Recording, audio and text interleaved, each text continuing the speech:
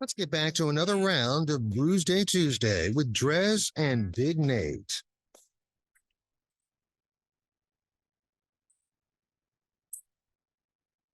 Back for another round of Alchemist. It is Brewsday Tuesday, brought to you by the Cellar Restaurant and Six Pack Store in downtown Blacksburg. I just popped, which, I mean, I guess it's right up there with Heady Topper. Maybe not quite, but the focal banger, you know? Good old focal banger from Alchemist, coming in at 7%. It is an India Pale Ale. And I will read the little rundown on the back here. Focal banger is an American Indian Pale Ale. We have a real love for IPAs here at The Alchemist, and we strive to offer you the best hop experience that we possibly can. This beer is brewed using Citra and Mosaic hops and our favorite British malts. Truly an abundance of hoppy goodness. Freshness and control have always been my main concern when it comes to our beer. We are committed to providing you with an unfiltered and unpasteurized hop experience. Why do I recommend that you drink it from the can? As you notice in big letters across the top of both of our cans. Quite simply to ensure a delightful hop experience. The act of pouring it in a glass smells nice, but it releases the essential hop aromas that we have worked so hard to retain. If you must pour it into a glass, you may find that some of the hop resins have settled to the bottom. Leave them in the can when pouring. This beer is perishable, and it's best when it's, sorry, the lighting is not great here. Condensation, terrible lighting. Perishable, and it's best when it's young, fresh, and hazy. Keep it cold, but not ice cold. Drink this beer today. You could be dead tomorrow. John Kimmich. So yeah, I noticed like that. They're all about drinking from the can over there at the thing. In fact, you're not allowed to bring any glasses from inside the tasting, like the bar area, to outside. You got to drink from a can. So they're pro drinking from the can, and in this case, I would say that. But the thing is we do need to pour it because we share. We go halvesies on the beers. I'm also someone who supports drinking from the can. I once got lectured by a beer snob, not a beer aficionado, a beer snob, I will call him, from a local beer store, not our beloved Cellar, but another beer store, because I was going to drink a beer I had already had from the can and got yelled at. So that wasn't fun. Well, so here's the thing. That can ruin the experience. Who are you to decide how I enjoy? Well, that's the thing. I've always thought you should pour it into a glass, because to me, smelling the aromas is part of the experience. And I like that about it. Now, that being said, if the brewer themselves are telling you should drink from the can, I would yield to the brewer. Yeah. However, I guess if you got enough cans, I'd say, do both. I think it's like a Reese's peanut butter cup. There's no wrong way to enjoy a Reese's. There you go. I think that if you're said it better myself. You're doing it right. Vinyl, I mean, cassettes aren't great. 8-track, certainly not great. But if I'm enjoying the experience and it's what I want, here's the thing. I mean, tell me that I shouldn't be enjoying the smell of this beer, because my God. So that is amazing. That brings me to my next point. When I popped this can, you could already tell you already got it. All right. Like, I inhaled a little bit and it was like, oh man, this is an experience. So, I mean, I guess I know you. I know how you operate. DreZ brought back Heady Topper. Shocker. From The Alchemist. ABV 8%. And I'm going to read from the back as well. Heady Topper, an American double IPA. This beer is not intended to be the biggest or most bitter. It's meant to give you wave after wave of hoppy goodness on your palate, which even before tasting it, I can tell you, definitely there. Tremendous amounts of American hops will creep up on you and leave you with a dense, hoppy finish in your mouth. So drinkable, it's scary. Sometimes I wish I could crawl right into the can, and then it just kind of like devolves from there. But if you must pour it into a glass, that same warning right there. Well, I'm going to pour it into a glass because We're all about sharing. And then you'll really get the nose. I mean, it's amazing. It really is just something to behold. So one of the things that was interesting about this, being in Vermont, we weren't even staying. So Stowe was about I think a 30-minute drive from where we were staying in Vermont. And it was just awesome because, I mean, this stuff is hard to come by down here, but just your average, run of the mill Exxon, whatever gas station had these in 4-packs. And one of the other things that I thought was amazingly awesome in Vermont, I went to numerous just gas stations, beer stores, and they are all, not all, but the ones that I went to were all cool with breaking up 4-packs. So you could just buy one. And now, I mean, I'm talking about like, I saw some people grabbed 1 or 2 beers of like a Coors Light 6-pack. Like, I mean, I'm talking about you can buy a single of whatever you want. They'll sell it to you. Obviously it's not as good of a deal, but that was really cool being a person that likes to try different beers and being able to just be like, oh, so I can just get one of these, one of these, one of these. Because, going to beer stores where you can build your own 6-pack, I love that because I want to try everything. But a lot of the times some people are like, no, you can't break them open. You can't break up a whatever. It's like, oh, okay, well, I'm not going to buy a $20 4-pack of a beer I've never had because that's a bit of a gamble. So you're like me, like my mind is still blown every time I go into the cellar and Mikey like points me towards a beer and I'm like, well, you've only got it in 4-packs. I'm not sure I'm committed. Just grab one, just grab one. Just grab one. Yeah. That's a complete set though, and it is the best way to buy beer. Mm-hmm. Everywhere should be that way. I should be able to go to the grocery store, frankly, and do that. And really, they should want you to because it is price. They're making more money that way. And if you get a sampler pack, you like something, you're going to come back and buy that full pack. You just are. Yeah, it's not rocket science, but then again, I can't see how it maybe is complicated with you ringing it up and whatever. So it's not surprising that, especially to me, convenience stores usually don't allow that. But when I saw that was a thing there, I was pleasantly surprised. I thought that was really cool. No, I think those jerks at VABC are the ones making it less fun. That does make it challenging, doesn't it? The other thing I noticed, because you mentioned how cold it was at the Alchemist, this is if you're watching on video, you can see it. It's the topper to the 4-pack that DreZ brought, and it says, this beer must be kept cold at all times. Mm-hmm. Which I'm a huge proponent of. Beer should always be cold. It's cold. It just needs to stay cold, which does make me wonder. And I think I know for a fact now, if you ever are at like a beer store and you happen to find Heady Topper or anything from the Alchemist and it's not in a fridge, it's going to be skunked. Well, not that it's going to be skunked, but they're not abiding by the rules. And I can guarantee you that if, what's his name? John finds out about it, he will try and make it a point that place never carries his beer again because they are a huge proponent of keeping that beer cold, which rightfully so. That's the way it should be. No. When's the last time you had a warm beer? And I drank a warm beer? Yeah. I don't know. I wouldn't do that. I mean, I guess ever in your life. Have I popped like a warm beer? I mean, it's one thing if you get distracted, you're talking a lot or whatever, and then next thing you know, your beer's not that cold. But no, I would never pop a warm beer.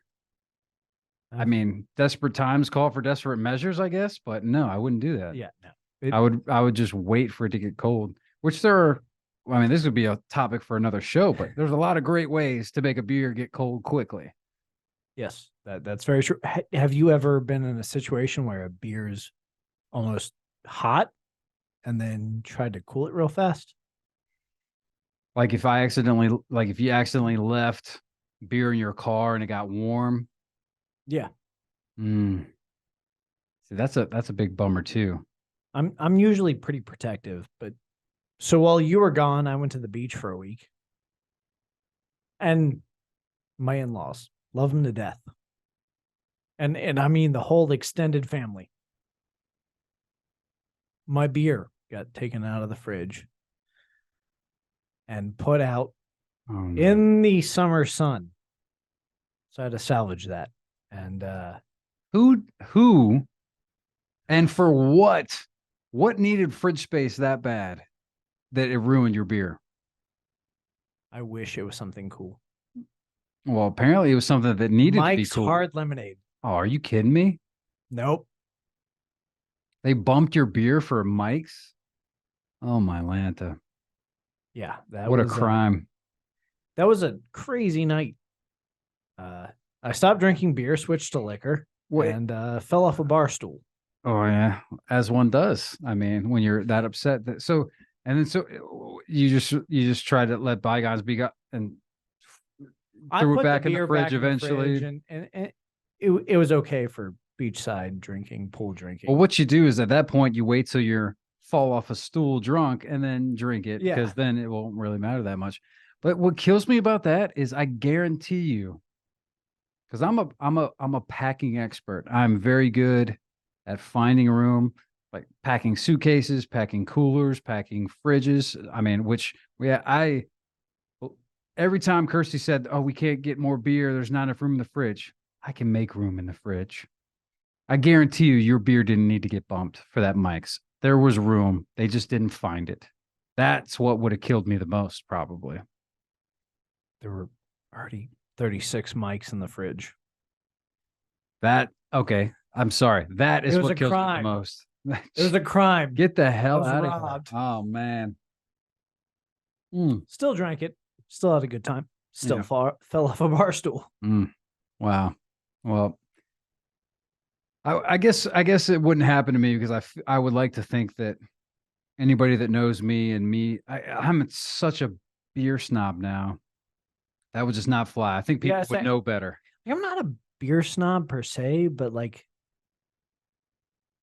it comes down to a situation where they refer to Mike's as beer, and it's not. It's a malt beverage, yes, but that's about where the similarities end.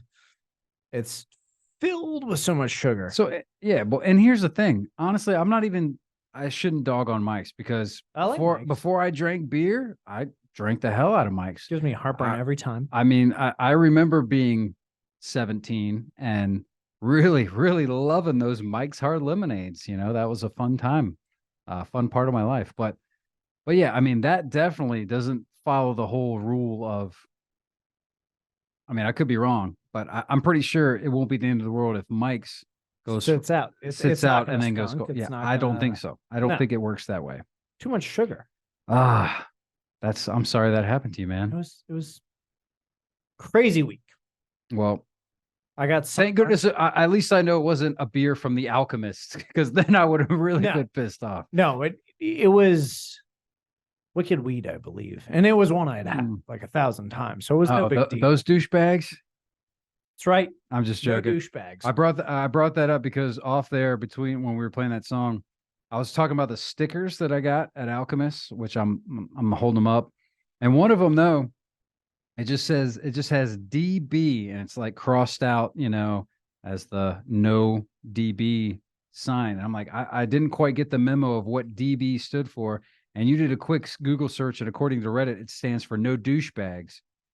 And you thought, and one Redditor thought it was a reference to Wicked Weed for some reason. Yeah, and then I did further research. It has nothing to do with Wicked Weed, but it's a campaign that they do about don't be a douchebag, recycle, which it says on their cans right here. Don't be a D-bag, recycle this can. There you go. So that's what this is a reference to, not a Wicked Weed reference. But yeah. So Alchemist not taking shots at Wicked Weed. Just want you to recycle, which is reasonable, because the longer we have aluminum, the longer we have cans, the longer we have drinkable beer. Yeah, I'm a big proponent of recycling, especially when it comes to cans. And in Vermont, being one of the states where I'm looking right up here, you get 5 cents for this bad boy in the state of Vermont. Do you want to talk about that? You get 5 cents for that bad boy in the state of Vermont if it's not crushed. Oh no. I brought all these cans. And I Oh, was no. holding on to them this whole time and waited because Vermont was the last state we were going to be in. They don't take them crushed. So they've got to have the whole can They want it to be Like, the full with on. air and all. Yeah, as if I have room for that. But yeah, I was crushing all the I cans. was Of cl- course, I was as one picking up does. cans on the roadside for you. I know. I still have them because I haven't been to the recycling center since we've been back. But yeah, That's yeah, devastating. yeah. I didn't even want That was money. like- I just wanted to hear Well, what and you I got. was like, man, I'll at least get. I'm like, I got at least $20 coming my way. And I got all these Damn damn it. cans, but they wouldn't take them. That's devastating. Well, one of the states I got tipped off. I can't remember which state it was. I think it was Maine. I saw that one of the states, because basically anywhere that sells a beer, whatever, in cans or bottles. So, and it's not even, by the way, you get charged this. So if you buy, yeah, and you're these states- basically paying a deposit. yeah, it says right on the can, CRV, which stands for container redemption value. So whatever the CRV is in the certain states, 5 cents, 10 cents, they're charging you. So if you buy a 6-pack of cans, they're charging you an additional 30 cents because you're supposed to Yeah. recycle it. And you're technically not supposed to bring out of state cans where you're doing that. And in fact, I think they talked about it on, I think they might have talked about it on Rover, that there was these people running a scam in Arizona where they were bringing all these cans over to California, and like they made like millions of dollars because I don't know, they must have worked at a recycling place or something. They were bringing all these cans and doing that, but you can't do that. You're not supposed to do that. I think there was a Seinfeld episode about it, but I was trying to do it. Whatever. I didn't get away with it because they wouldn't take they wouldn't take my crushed cans, unfortunately. But I did get $2.75 for the bottles that I did. Okay. So that almost made it worth going out of our way in the RV to the recycling center. I mean, almost gas wise. You don't know if you don't try, but that kind of has me concerned that they're just like cutting the tops off the cans, put new tops on there, and not necessarily cleaning it very well. I don't know what they're. I don't know how it works. But the other thing was, and the reason why I was doing it was because on the last RV trip, we cashed it in California, and crushed cans were fine. They weren't stressing Yeah. it. So They just. I just figured that it was all good. They just would weigh it, which to me makes sense. Just weigh it. Why do you gotta? I don't know. The air doesn't add any weight. That was pretty disappointing because that was a lot of can collecting I was doing, Collected so many cans. and I got squat for it. It's like Squat. did your school ever have the fundraiser with the can toppers Mhm. and whoever got the most? Oh gosh, what I a! don't know what ever happened with those. Well, I tell you what, I looked that up. I was never so invested. Do you know how much money you get for those the little can tops? No. I gotta look it up. Talk amongst yourself. It blew my mind. I can't remember what the this came up, and then I looked it up of how much weight wise what it accounts to, and it is unbelievable. Because yeah, same thing. It was like, oh yeah, we're raising money for your school is getting 10 cents for those things. Okay. Yeah. No. Wait, 10 cents per or For everybody combined, I guarantee it. Like it's ridiculous. So it sounds like schools, like public school systems, were just falling for pyramid schemes, like left and right, or Ponzi schemes. Not really pyramid. Okay. Yeah, like the whole Ronald McDonald thing, right? Because that's what it is. Yeah. It takes approximately 1,128 tabs to equal about a pound. So over 1,100 can tabs to equal a pound. And do you know how much money you get for a pound of tab cans? 1,100 cans worth. How much? 40 cents. Okay. So my graduating class was 93. we were the largest in a long time. So we probably got like a quarter, maybe. Yeah, that's Once I read ridiculous. that, I was like, what a joke. Why was that a thing? I guess it's fun because you're not making money. Like No, that's not at all. yeah. And once I remember thinking the same thing when I looked that up, man, that was mind boggling to me. But we digress. I think it might be about that time to untap these beers. That was a ride. That's how you know we're enjoying the beers is when we get off on tangents about can tabs and recycling and stuff. But yeah, don't be a douchebag. Recycle. You don't need to get paid for it, at least not in this state. I'm glad our state at least doesn't charge you for the can, but you know. How's that heady topper? Delicious. I mean, from the way they've elegantly printed on the can to the taste of the beer, I can see why it's so coveted. It's a 5. Yep. Focal banger's right up there too. I do like the heady topper slightly more. So I guess in comparison wise, I'll give it a 4.75 maybe. But it really is. It could be a 5 as well, man. I mean, well, the heady topper's got the ABV too, because that's 8%, right? And this is 7%. I'll give this a 4.75. The focal banger is the beer that they gave you a taste of on the tour. That wasn't to go, but you went with it anyway. No, this was the one that they poured and you drank on the tour.